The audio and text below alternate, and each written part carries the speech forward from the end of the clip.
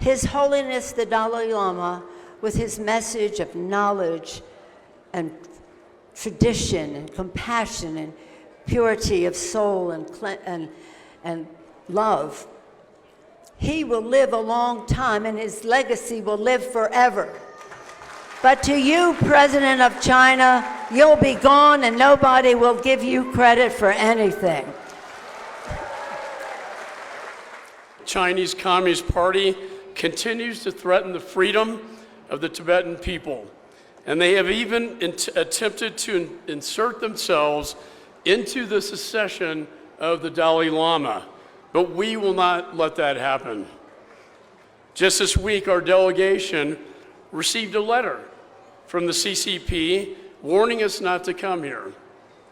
They repeated their false claim that Tibet has been a part of China since the 13th century. But we did not let the CCP intimidate us, for we are here today. So we are all here to call on the government of Beijing to immediately stop its countless abuses of the Tibetan human rights. It is time for Beijing to re-engage in dialogue without preconditions with His Holiness and his representatives to reach a negotiated resolution that leads to meaningful autonomy for the Tibetan people.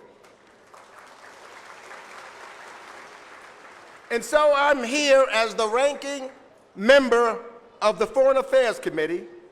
I'm here with a bipartisan delegation to let you all know that in the United States Congress, we are together and we are paying attention, and our support for Tibetan people is unwavering.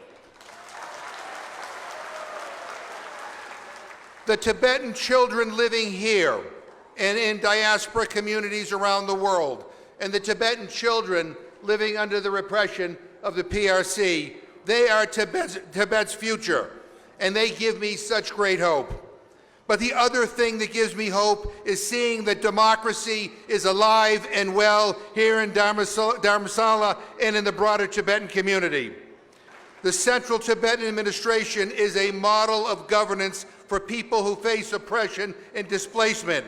It is a symbol for those living in China, a symbol of what a different future could look like.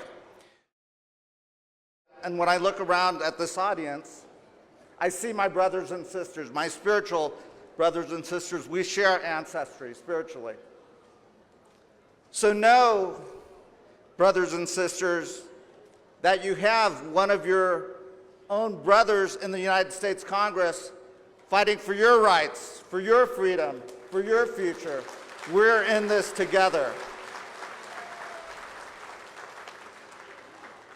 And as His Holiness said, we will win because it is about compassion, it is about the heart, it is about the oneness that we all share together.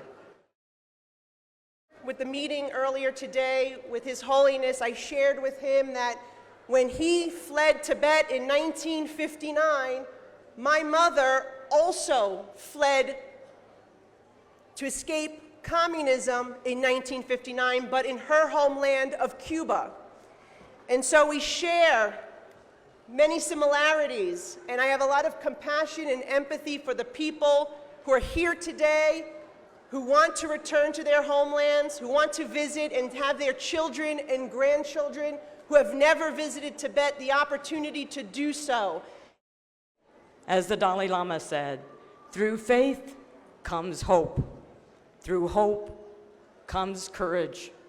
Through courage comes the peace of inner strength to know that one day Tibet will no longer be in exile. Thank you.